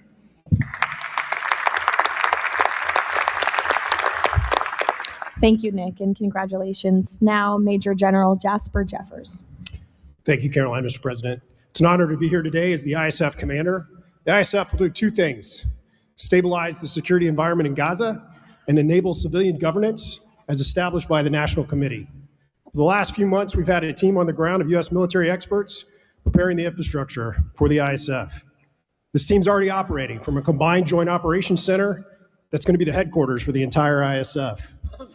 As you can see on our map, our plan is for the ISF to be assigned in 5 different sectors, each sector receiving 1 ISF brigade. In the short term, we plan to deploy to the Rafah sector first, in addition to the training of police. Midterm objective is to continue to expand sector by sector, all moving to our long-term 12,000 police, and 20,000 ISF soldiers. I'm incredibly pleased to announce today that the first 5 countries have committed troops to serve in the ISF: Indonesia, Morocco, Kazakhstan, Kosovo, and Albania. And 2 countries have committed to train police: Egypt and Jordan. I would also like to announce that I have offered and Indonesia has accepted the position of Deputy Commander for the ISF. With these first steps, we will help bring the security that Gaza needs for our future prosperity and enduring peace. Thank you.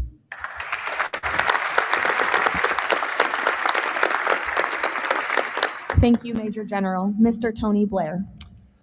For decades, Gaza's governance has been characterized by extremism, corruption, ineffective institutions, and the complete absence of a route to prosperity for the Gazan people.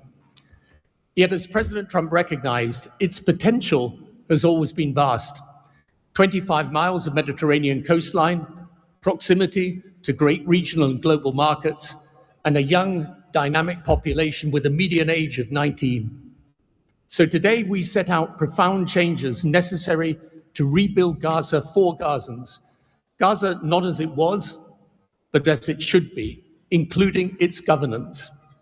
Effective public institutions serving the people, a business environment where enterprise flourishes, an education system educating the young for tolerance and achievement, and a tech-enabled society making the most of the digital revolution. This is a vision of Gaza as part of a Middle East at peace, not a phony piece of declarations no one means and agreements no one intends to keep, but a genuine commitment to a region where whether you're a Muslim, Jew, Christian, of any faith or on your side, not on your back. That is the vision behind President Trump's 20-point plan for Gaza, and it remains the best, indeed the only hope for Gaza, the region, and the wider world.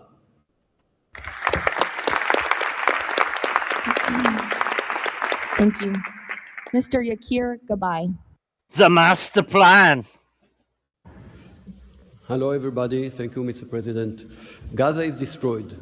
We assembled here on this historic day with common vision to rebuild Gaza for the next generations.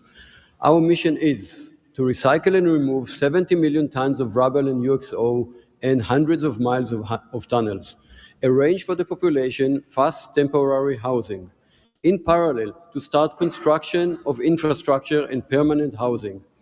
We have a detailed master plan for housing and infrastructure of modern schools and hospitals, manufacturing and agriculture, roads and trains, water and energy plants, logistic hubs, telecom, tech and data centers, sports and leisure facilities, seaport and airport, and much more.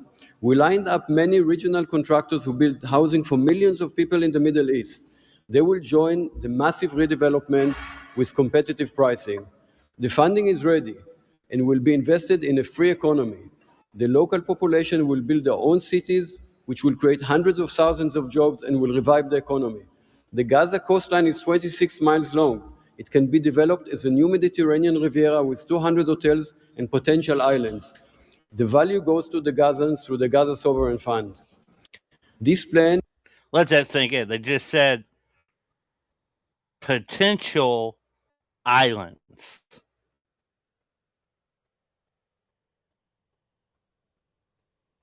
Like man-made islands like they did off of Dubai.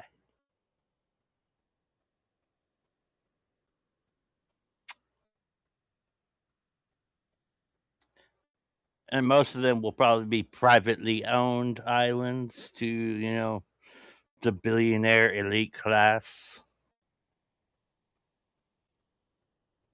If you catch my drift.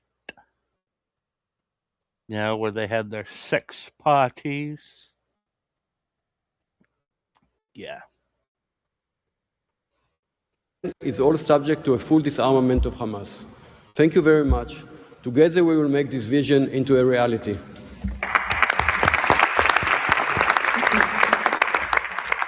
Thank you. Mr. Liren Tanman. When we asked the NCAG what Gaza needs to unlock its potential, the answer was clear. Reconnect Gaza to the world, digitally and economically, and replace corruption with an open, tax-free system. Gaza was once a vital trade hub between Asia and Europe. Reconnection is a return to its roots. Even the word gauze comes from Gaza, where silk was woven and exported to Europe. So, we brought together Palestinian, Arab, and American partners to deliver practical solutions. By July, Gaza's 2G network will be upgraded with free, high-speed access to essential services. The NCAG is building a secure digital backbone, an open platform, enabling e-payments, financial services, e-learning, and healthcare with user control over data. This effort is supported by our regional partners, and I believe you will hear some exciting news from them on that later today. In parallel, we're advancing an Amazon-like logistics system to help Palestinian launch businesses import globally and trade securely. This will lower prices, drive growth, and help transform Gaza into an open, transparent, corruption-free economic zone. Thank you. Thank you.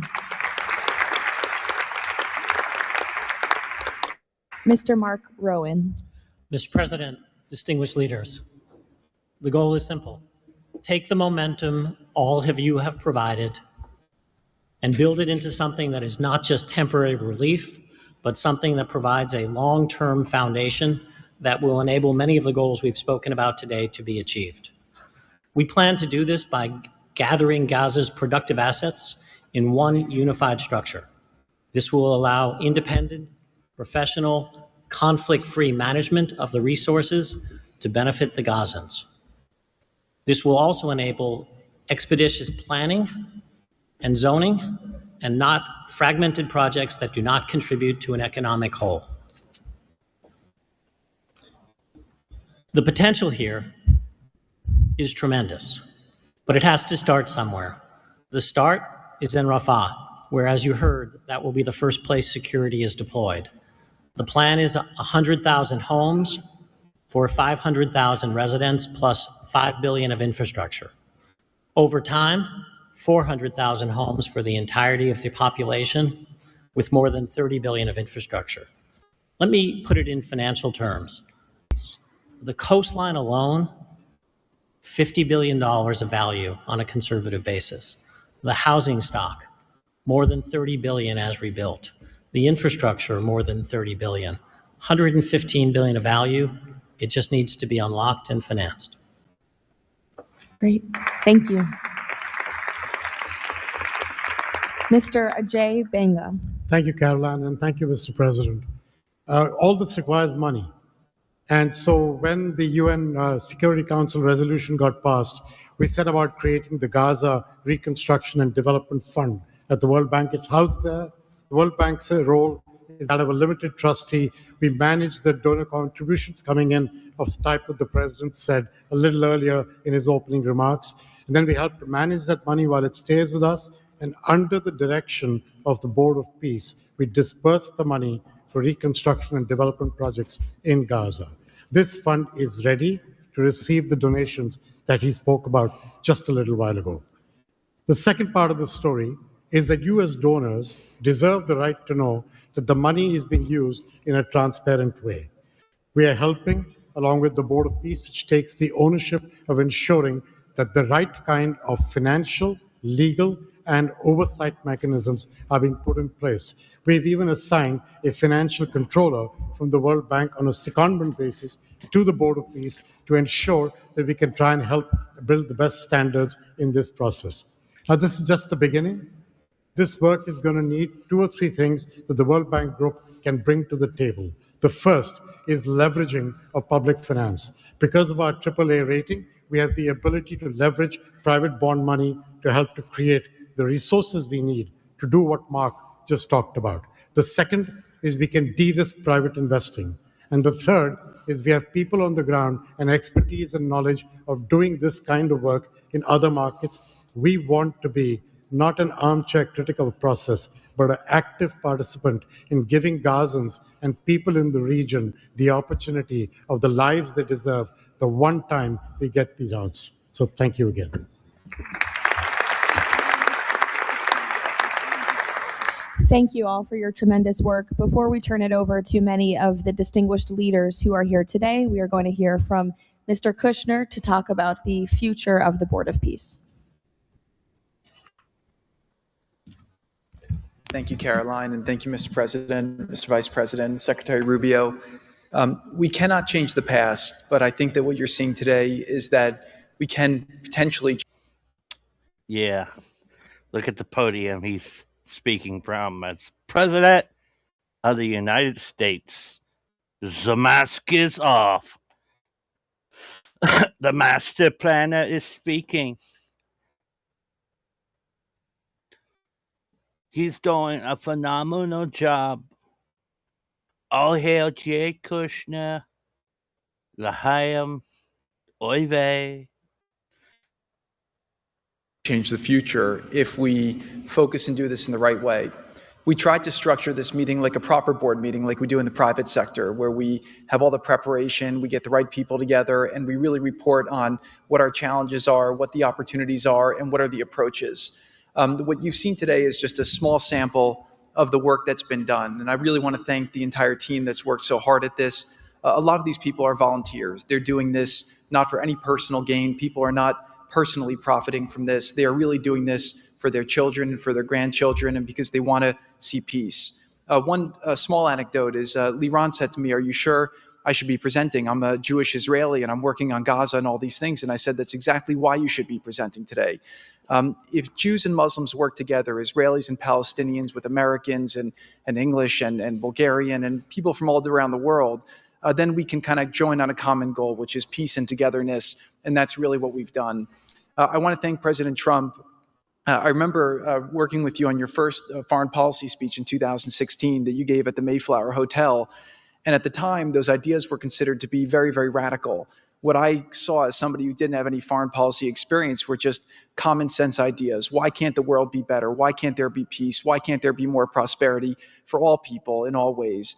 And I think over the last decade, you really have changed the way that the world thinks about a lot of these things. And I think that this organization is bringing a new approach and new ideas and new people together in order to effectuate it. I'd really like to thank all the countries that joined on very early. I see this as a very self-selecting group of countries that really believe that the future can be different and wanted to join in partnership and put their reputations and their resources and their time and their ideas on the way to say, these are the challenges we're putting that we're solving in our own countries. We want to come with new ideas because we've achieved success and we believe that the world can be better in that regard. So I don't have to go through these slides in great detail, but we've secured today, even without the president's, amazing commitment, over $7 billion. As Mark said, we don't really have a resource issue here, although we are going to need everyone's support. We just need to be executing and doing this in a good way. We've dealt with the humanitarian issue. We've returned the hostages. But the one final thing I just want to talk about as well from our perspective is that the President Trump in his heart wanted to get the hostages home, but he also really wanted to help the people of Gaza. He saw the suffering that they were enduring, not through fault of their own, because of the bad leadership that they had, the situation they were born into. The war was a horrific, horrific situation. And I think through this process, thanks to Ali and the committee, we are now here to fully support the committee. We are here to help the people of Gaza, to lift them up and give them every opportunity to succeed. And we really see this as a partnership with them and with the Israelis to see if we can create an environment that can be peaceful, that can be functional, that can offer people the opportunity to really live a better life. And I think you've seen some of the work today, and hopefully we'll be successful. Like I said, the last one, failures.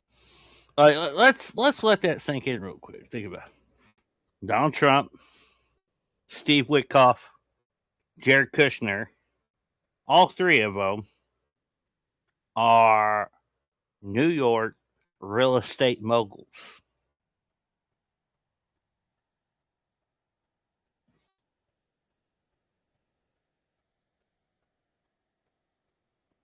Like, we're going to use the mask of peace through war and destruction, build back better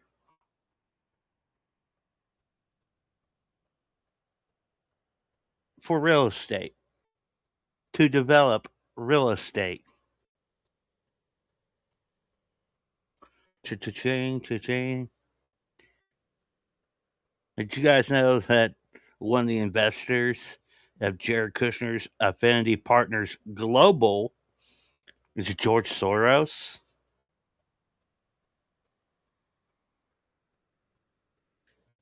Just saying. They're all friends.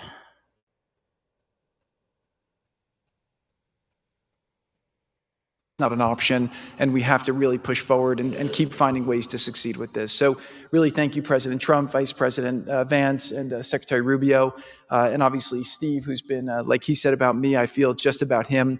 Working through all these challenges has been an absolute honor and a pleasure with you, and I've really been very lucky to have your partnership. So really thank you all, and I'll give back to Caroline. Thank you. Thank you, Jared. The war Hamas began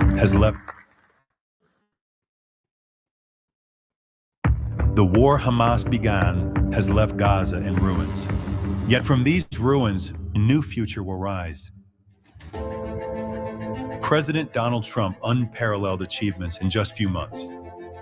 The United States, together with key regional and global partners, has signed the 20-point Gaza Peace Plan, a blueprint for security, peace, and prosperity. All the hostages returned, the living ones to their homes and the deceased to burial. Ceasefire is stable, and the killings from both sides reduced by 99%. The United Nations Security Council approved the establishment of the Board of Peace chaired by President Donald Trump, a governing body dedicated to providing security, infrastructure, and homes for Gaza's people. Ushering in the new dawn for Gaza, the new Palestinian Technocratic Government of Gaza, the NCAG, was elected with consent of all parties, including the Palestinian factions, Israel, and the Arab countries. Rafah border crossing with Egypt was open. The NCAG will secure the disarmament of Gaza to ensure one authority, one law, and one weapon. The United States and its partners, in coordination with the World Bank, are pledging billions of dollars to rebuild Gaza. Safe areas are being established in Rafah and later across the Gaza Strip, where families can receive shelter, food, healthcare, and education. In Rafah, Gazans will build their first new city. The NCAG, with the Board of Peace, will expand development across the entire Strip, employing hundreds of thousands in reconstruction and business activity. Transportation, water, and energy systems will be restored, and a modern economy will begin to emerge. Children will return to classrooms with a curriculum that promotes tolerance, dignity, and peace. Our goal by year 3, Rafah fully rebuilt, unemployment curbed, and Gaza connected to the world through an Abrahamic gateway, linking it with Egypt, Israel, Jordan, Saudi Arabia, the UAE, and extending to India and Europe. By year 10, Gaza will be self-governed, integrated into the region with thriving industries and housing for all. This is the framework for Gaza's rebirth: secure, prosperous, and peaceful.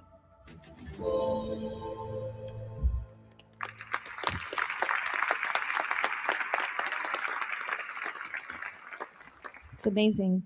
Now we will hear from our distinguished leaders who are here today, beginning with the King of the Kingdom of Bahrain. You're welcome. President Trump, distinguished members of the Board of Peace, it is an honor to participate in this inaugural meeting of board convened by President Donald Trump. I take this opportunity to extend my heartfelt congratulations on this worthy and timely initiative. The meeting comes during the holy month of Ramadan, where we will pray to Almighty God that our endeavors will bring peace, security, prosperity to the world. As a founding member of the Board of Peace, the Kingdom of Bahrain recognizes and endorses the tremendous potential of this body, the extraordinary drive of its chairman, and his sincere efforts to unify nations in our common objective of fostering and enduring peace for the Middle East. We greatly appreciate President Trump's initiative and presenting the Gaza peace plan and establishing this board is a vital platform for dialogue, action, and delivery. As we embark on this historic journey together, we urge all peace-loving nations, organizations, and groups to actively engage in the successful implementation of the second phase of the Gaza peace plan. This includes ensuring a lasting ceasefire in Gaza, facilitating its reconstruction, and providing hope and new opportunities for the people of Palestine and Israel. This inaugural meeting of the Board of Peace marks an extraordinary and pivotal chance to envision a new future to Gaza, one that emerges from the ruins of conflict to building a landscape of security, aspiration, hope, and opportunity for its people. And reaffirming our commitment to this vision, the Kingdom of Bahrain has contributed the funds towards the operations and administration of the Board of Peace, and today we announce our readiness to provide the necessary infrastructure and skills to establish an effective government digital services platform for Gaza. Our decision to join the Abraham Accord and enter into the CCBA agreement with the United States reflects our commitment to advancing peace and stability in the Middle East. The United States' historic and ongoing presence in our region has served as a positive force for stability, and we remain dedicated to strengthening our partnership.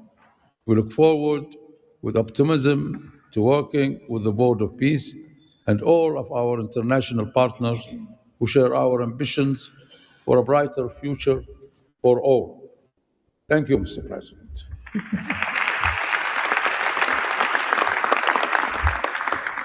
Next, the President of the Republic of Kazakhstan. Dear Mr. President, ladies and gentlemen, our meeting here at the Donald Trump U.S. Institute of Peace comes at a moment when decisive and pragmatic actions matter most. In fact, it's about making durable peace through practical, target-oriented measures, but not through endless conferences with wishful. So I think I'm going to fast forward a lot of this, get to this video package that I'm seeing right here. We all have to contribute for this, and that's why FIFA wants to contribute, because we don't have to just rebuild houses or schools or hospitals or roads. We also have to rebuild and build people, emotion, hope, and trust. And this is what football, my sport, is about. And the third point is that, of course, as you all know, images speak louder and better than words. So we prepared a short video, and you can watch this video. I invite you to look at it carefully. Thank you very much. God bless peace, and God bless the Board of Peace. Ramadan Kareem. Thank you. Emotions and long-lasting memories emerge. That's what it is a soccer thing.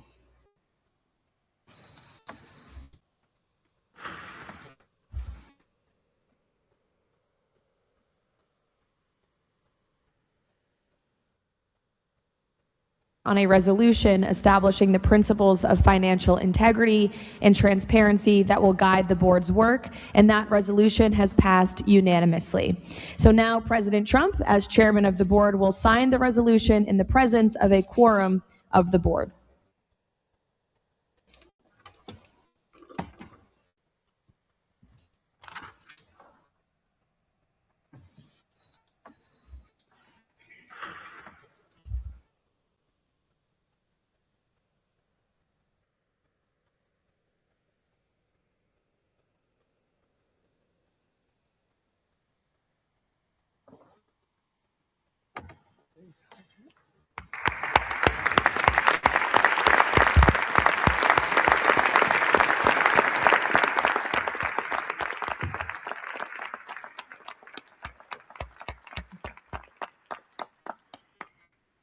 Now, while this is not a fundraiser, the Board of Peace has already inspired remarkable support from so many on this stage. As Yes, it President is. Trump announced earlier, total pledges exceed $6.5 billion in relief and rebuilding in Gaza, and thousands of personnel have been committed to help preserve the ceasefire and secure enduring peace. I would like to ask the heads of the following delegations to join President Trump on stage as he signs the fundraising pledges: Albania, Azerbaijan, Bahrain, Egypt, Indonesia, Jordan, Kazakhstan, Kosovo, Kuwait, Morocco, Qatar, Saudi Arabia, the UAE, and Uzbekistan. Please join the president as he signs the fundraising pledges. Yeah, I think that's enough of that.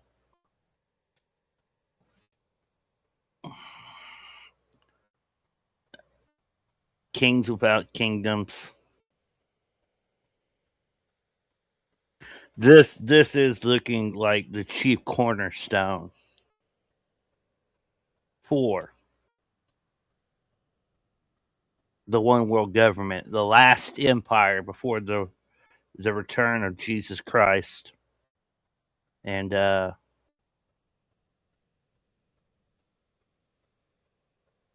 it's getting interesting.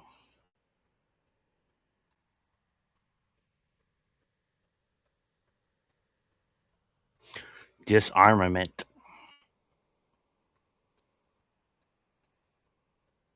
Just know, if civil war pops off in the United States, the Board of Peace is going to roll up in here and disarm us all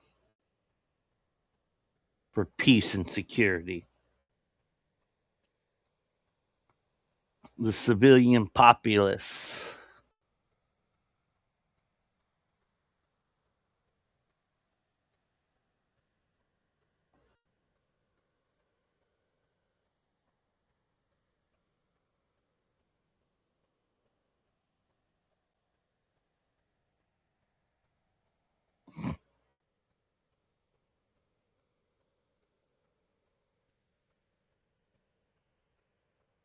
Yeah.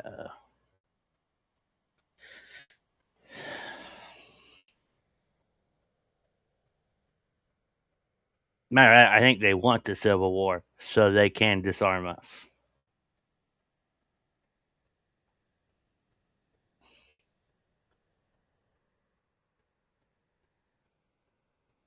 How much you want to bet they're disarming people in Venezuela right now?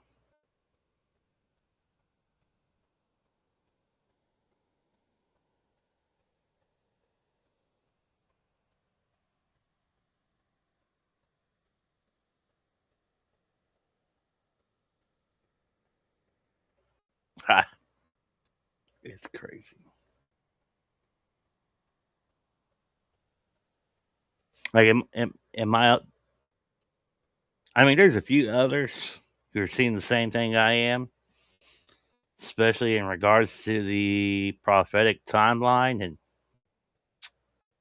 yeah, it's all lining up, and it's not looking pretty.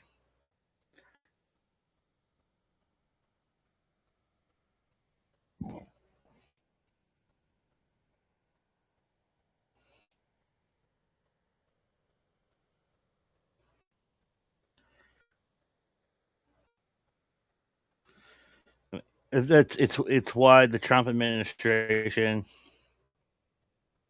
hasn't done anything in regards to the Epstein list, because of how many players are involved with the Abraham Accords and the Board of Peace. And now talking about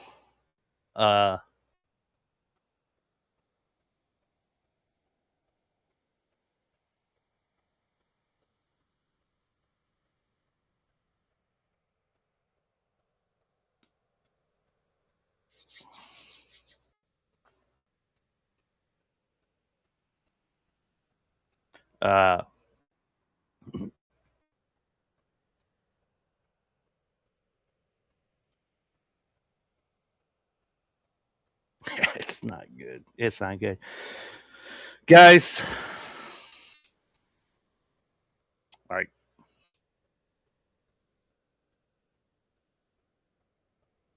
the rhetoric, man. The rhetoric they were using, the master plan, the World Bank.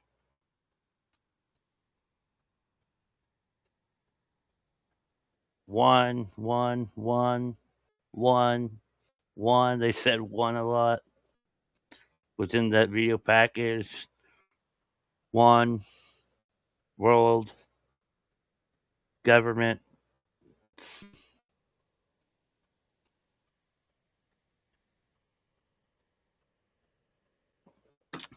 It's the New World Order. Wow. Ba-dun-dun-dun. For life. Guys, this is the Truther Odyssey, where we seek the truth in a world full of disinformation and indoctrination. It's about to start getting nasty outside. So I think we got a lot of education out of that. It's going to be the first of many.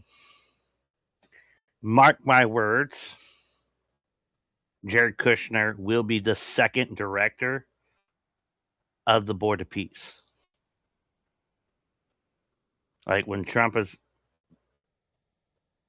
no longer to do the job, some reasons removed from, not as president, like, if he's still alive after this term is up, he doesn't need to run for a third term. He's the director of the Board of Peace.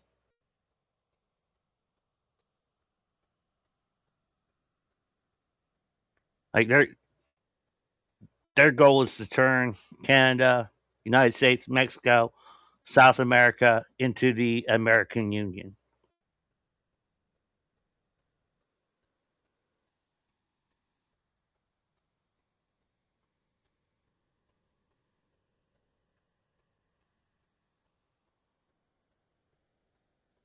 Like, we'll probably end up going from being the United States of America to the North American region. And the president will answer to the director of the Board of Peace.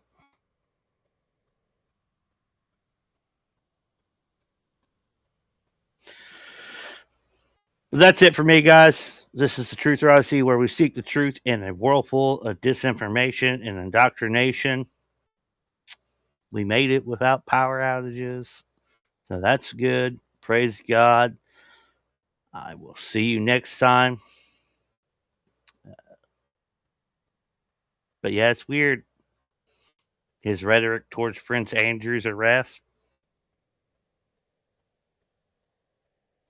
sounds like somebody who was really vindicated, feeling bad for a lot of the Jeffrey Epstein co-conspirators. Oh, I love the Clintons. It's a shame what's happened. Oh, it's a shame what's happened to Prince Andrew. It's a shame for the royal family. I don't approve of it.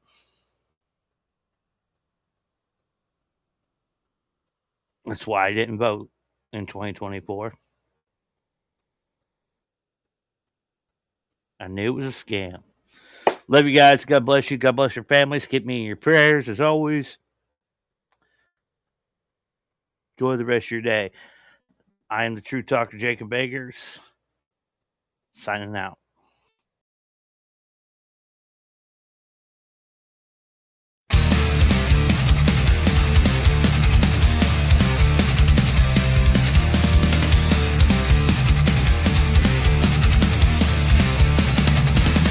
We stand awake while the world sleeps. Eyes unchained, no leash, no creed. They draw the lines, they sell the fear. We cut straight through, we see it clear. No master's crown, no lies obeyed.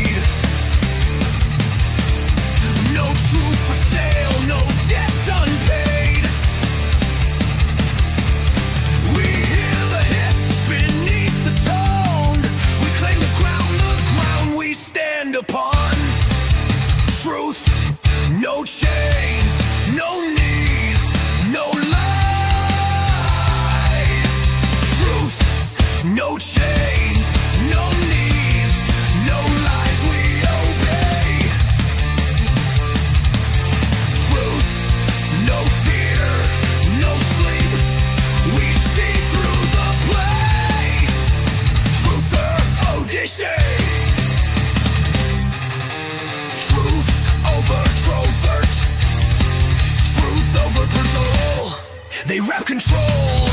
In safety words, they dull the edge, they blur the nerve. But truth cuts clean, it doesn't bend, it stands alone until the end. We don't kneel, we don't comply, we don't swallow packaged lies. We read between the cracks and seams, we hunt the real behind the screen. Truth, no chains, no knees, no lies. Truth, no chains, no knees, no lies, we obey. Truth, no fear, no sleep, we see through the play. Truther Odyssey.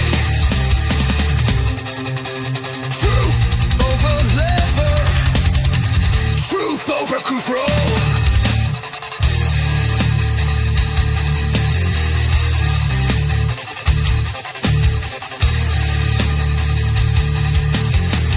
Seeking truth in a world full of disinformation and indoctrination.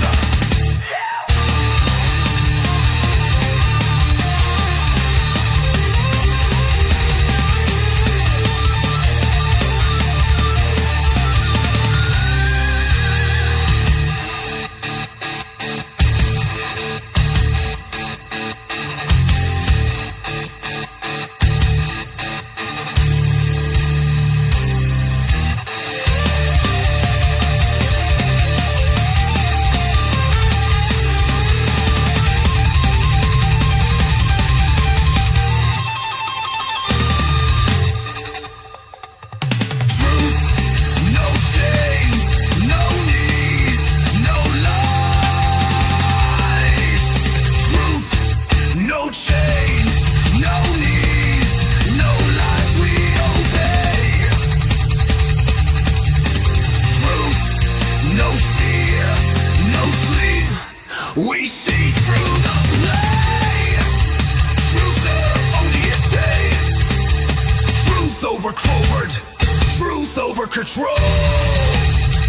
Seeking truth in a world full of disinformation and indoctrination.